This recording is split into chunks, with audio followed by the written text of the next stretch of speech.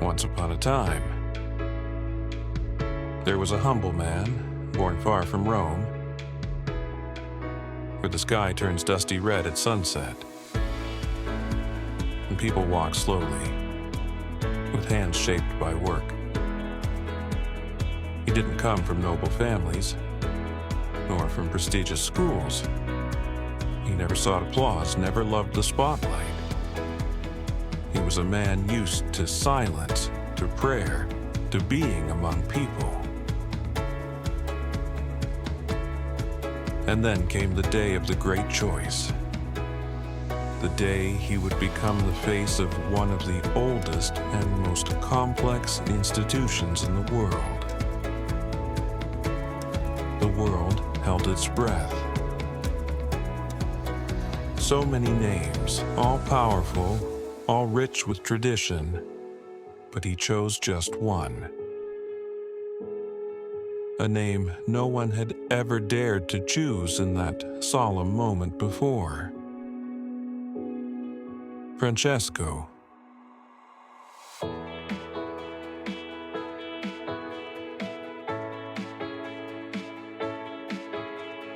Not the name of a king, not the name of a warrior, but the name of a poor man. A man who spoke to birds, who slept on bare earth, who gave up gold for dust, power for humility. That name so small is in truth a cry, a declaration, a manifesto. Because with that name he told the world he didn't want a throne, but a road. He wasn't seeking followers. He was seeking brothers.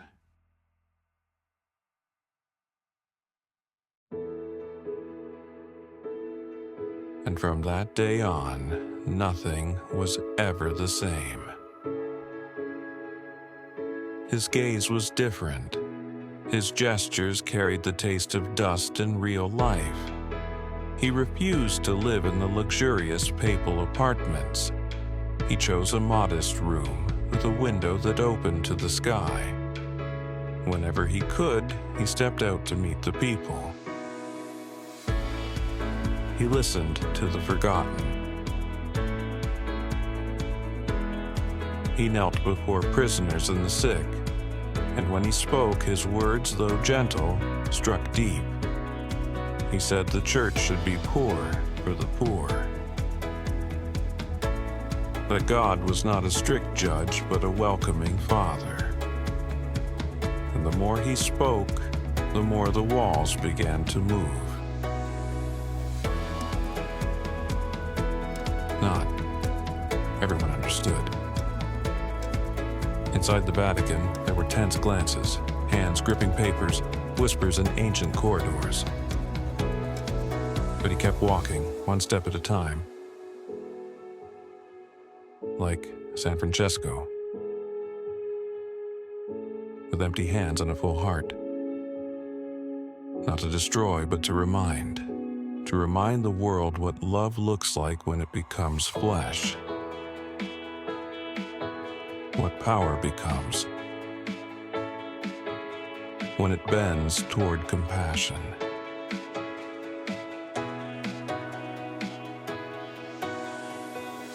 He walked where others didn't. He visited prisons, hospitals, refugee camps. He spoke with those who had no voice. And often, he remained silent when others expected grand speeches, but the silence was not empty, it was full. A kind of answer that didn't aim to convince, but to be present. Because he never wanted to be right, he just wanted to be close. to be human.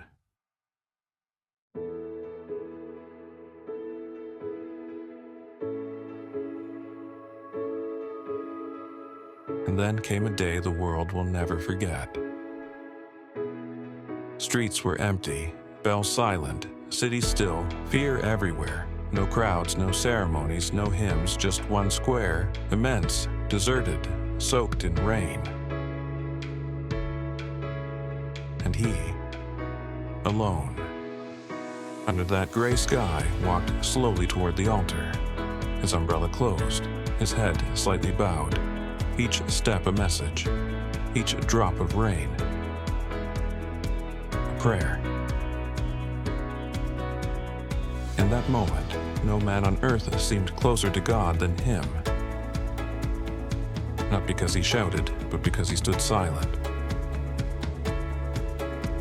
with all his heart.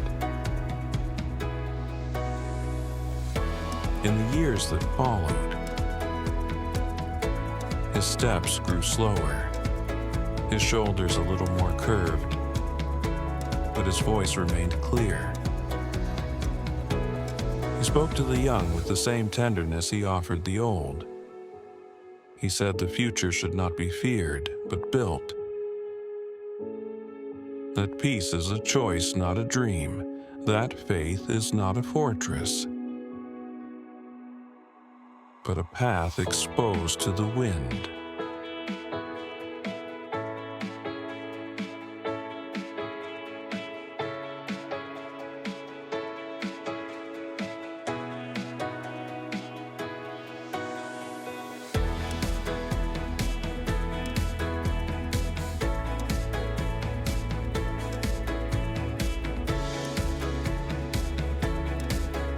He didn't leave monuments.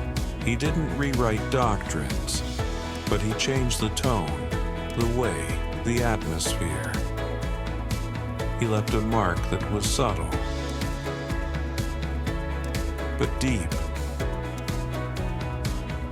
like morning dew on the grass. You don't always see it, but it's there. It nourishes. It stays.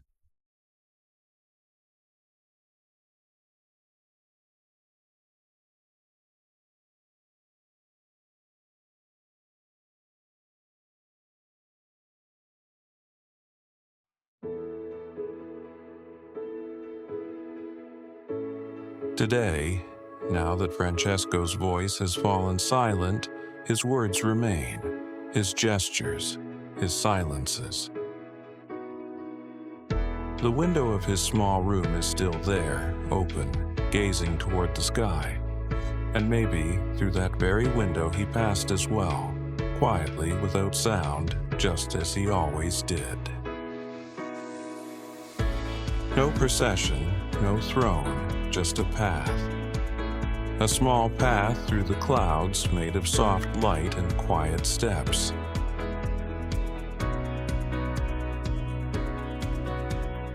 And at the end of that path, someone was waiting. A thin man, barefoot, with eyes full of sky. San Francesco.